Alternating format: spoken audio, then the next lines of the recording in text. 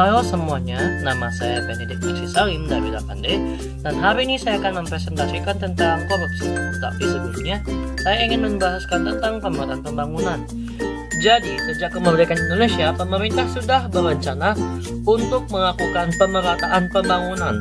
Pemerataan pembangunan adalah kegiatan yang dilakukan pemerintah supaya daerah-daerah yang tidak memiliki infrastruktur daerah seperti sekolah, rumah sakit, dan lain-lain dapat tersedia dengan cepat dan siap. Pemerataan pembangunan dapat dihubungkan dengan Pancasila, terutama sila kelima, yaitu keadilan sosial bagi seluruh rakyat Indonesia. Pemerataan pembangunan memang dibuat untuk membuat keadilan dalam kehidupan, supaya rakyat Indonesia yang ada di daerah terpencil memiliki kesempatan yang sama dengan rakyat-rakyat Indonesia yang sudah berkembang. Sayangnya, pemerataan pembangunan membutuhkan waktu yang lama untuk diselesaikan, yang disebabkan karena 4 masalah ini: kemiskinan, ketidakmerataan, akses pendidikan, korupsi, dan diskriminasi minoritas. Sekarang, pastinya ada satu kasus korupsi yang sangat terkenal di Indonesia dan kamu pastinya sudah pernah dengar, yaitu korupsi PT Timah. Jadi, kayak gimana nih ceritanya?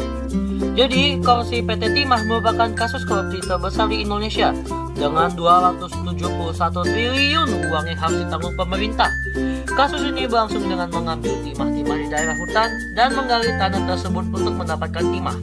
Lalu mereka meleburkan semuanya itu secara ilegal. Kasus ini berlangsung dari 2015 sampai 2022 dan ada 22 orang tersangka. Kasus ini sampai sekarang masih diselidiki oleh Kejaksaan Agung.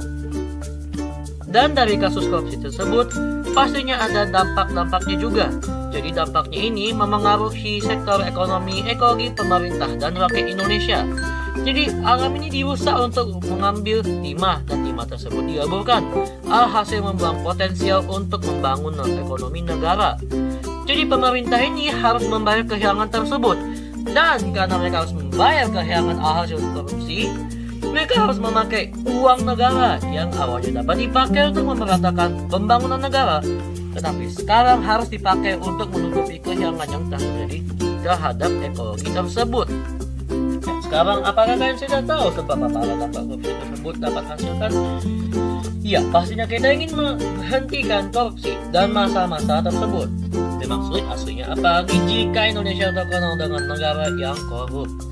Jadi jika kita ingin menyelesaikan masalah tersebut, kita harus menerapkan dan melakukan Pancasila sebagai pedoman hidup.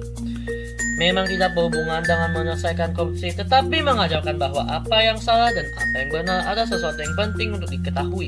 Sebab dari Roma 12 ayat 2, dunia ini jahat dan kita tidak boleh mengikuti cara dunia.